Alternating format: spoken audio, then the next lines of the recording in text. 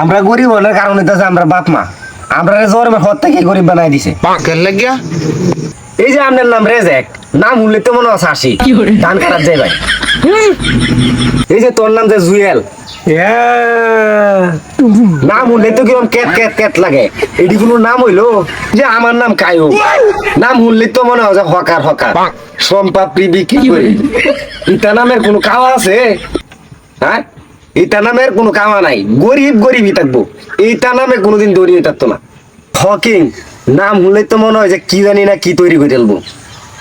Bill Gates নাম শুনলে তো মনে হয় বিশাল বড় লোক। আর আমরার নাম আমরার বাপ মা রাখছে কের রেজেক কিয়া, কের কাইম মিয়া, কের জুয়েল মিয়া। ইটা নাম দেয়া, ইটা নামের কোনো কাওয়া আছে? হ্যাঁ, ইটা নামের কোনো কাওয়া আছে? বিয়ার করাত গেলে সেরেনে যদি ইটা নাম শুনে বিয়ার সত্যি হলাই দেবো সেরেন।